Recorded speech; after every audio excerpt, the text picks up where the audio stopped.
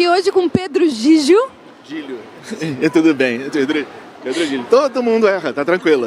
Também conhecido como o Gigu, né? Gigu, exatamente. Pedro, conta pra gente, você trabalha com o quê? Eu sou roteirista e designer de narrativa em games. Massa, trabalha só com games hoje em dia ou trabalha em mais algum canal? Eu, no caso, também escrevo para cinema, TV e quadrinhos conforme necessário, mas o meu foco é escrever para games. Legal. Há quanto tempo tu tá trabalhando nesse setor? Como foi que tu começou? Conta pra gente como tu chegaste até aqui. Claro, vamos lá. Eu venho de um histórico de jornalismo de games e, no caso, eu cobria fazendo entrevistas, analisando jogos e tudo mais. E depois de um tempo eu trabalhei numa empresa que trouxe um game bem grande para o Brasil em 2012. Passei lá 7 anos fazendo a parte bem burocrática, que era a parte de manter o site no ar, mas que ocasionalmente demandava algumas escritas criativas. Tipo, precisamos de um quadrinho destrancável, precisamos de uma audionovela, esse tipo de coisa. E isso já casava com outros interesses que eu tinha, que era a parte de escrita criativa. E então eu escrevi alguns livros como Ghostwriter para um certo youtuber, que eu não vou falar quem é para não estragar a magia, porque Ghostwriters são aqueles que ninguém sabe que escreveu. Mas então, em 2019, eu ganhei uma bolsa numa faculdade no exterior, no Canadá. E então eu fiz um ano de escrita para TV, cinema e games, que é um curso que na metade você escolhe se você quer escrever para games, TV ou cinema. E eu, amando games, fui para games. E então me formei em 2020. Então, como roteirista e narrativa, tipo designer de narrativa, eu trabalho há cerca de 3 anos. Mas na parte de escrita criativa, cerca de 10 anos. Massa, então foi mais ou menos assim. Me acompanha. Era produtor, jornalista, depois foi para o campo de produção em games, depois Ghostwriter. Exatamente. A parte de produção de conteúdo era mais para manter o site no ar, garantir que tinha conteúdo interessante para os fãs do jogo em questão, e tanto conteúdo feito no Brasil quanto conteúdo vindo de fora, porque era um jogo de fora. Então era um bocado disso. E aí quando pintava a oportunidade de fazer uma coisa mais focada em contar uma história com personagens e tudo mais, era um prazer fazer isso. Massa. E aí de Ghostwriter foi pra narrativa de games depois de estudar no Canadá. Exato. Hoje em dia, tu tá trabalhando com jogos só aqui em Brasil? Tu pode citar alguns títulos pra gente? Claro, não, eu trabalho com jogos tanto aqui no Brasil quanto fora. O meu título mais recente, meu crédito comercial mais recente, é o Cobra Kai 2, Dojo's Rising, que é aquele jogo de luta baseado na série da Netflix, né? Foi um prazer escrever, porque no caso eu trabalhei em dupla com quem escreveu o primeiro jogo, que também é um roteirista brasileiro. Foi um estúdio do Brasil que fez o jogo, a Flux Games, e distribuído por uma distribuidora de fora, que é Game Mill. Então, foi um prazer escrever para uma propriedade tão incrível quanto essa. Eu amo a série, eu cresci vendo Karate Kid, eu adoro Cobra Kai e tudo mais. E por fora disso, tem jogos menores nos quais eu estou trabalhando e que, eis uma das coisas dessa indústria, eu não posso falar de todos eles por conta de embargo. E assim que aparecer um trailer divulgando esse jogo existe, eu posso falar, então, eu escrevi o roteiro desse, ou eu fiz a parte de design narrativo desse.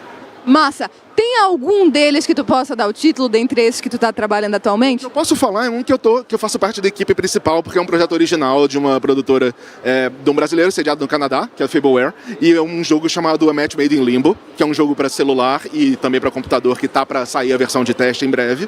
E nesse eu tô como roteirista e designer narrativo também, que é um jogo de julgar almas com amnésia no além, sendo que todas são figuras históricas e de repente você vai pegar uma frase histórica de verdade e mandar uma pessoa muito ruim para uma recompensa ou uma pessoa muito boa para um lugar muito ruim. E envolveu todo um trabalho de pesquisa, de saber de onde vinham as frases das figuras históricas e de repente você vai mandar, tipo, olha que legal esse sujeito. Aí você mandou, sei lá, o Gengis Khan, que matou um gazilhão de pessoas pro paraíso, sabe? E aí, mas o jogo nunca te julga por isso. Ele só fala, você escolheu isso. Ele não fala que está certo ou errado por fazer isso.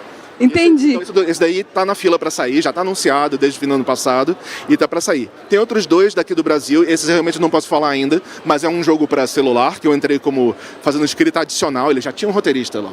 Então, mas eles precisavam de alguém a mais para fazer um conteúdo adicional, né? Porque a parte de design narrativa é diferente da escrita. A design narrativa é como você quer contar a história. Não tem nada a ver com a escrita de o que tal personagem fala. É escolher, a pessoa vai pegar um jornal fictício, ela vai ouvir um pedaço de áudio, e me chamaram para fazer uma parte dessas nesse jogo celular. E outro jogo é para PC e console, até onde eu saiba, que é um jogo de ação. Então, esses 2 são dos estúdios brasileiros.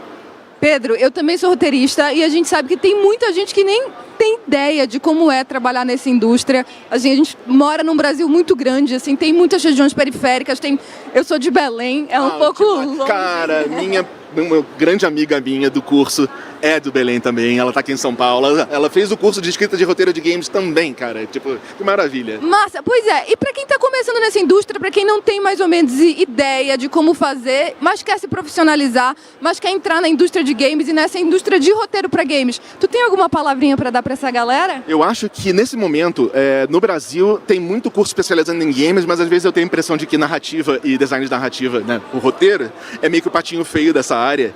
E às vezes o pessoal acaba perdendo a oportunidade de deixar suas histórias de jogos tão boas quanto poderiam. Porque é aquilo, né? Tipo, você é roteirista, você sabe que história é por quê e trama é como. Nem todo jogo tem os dois.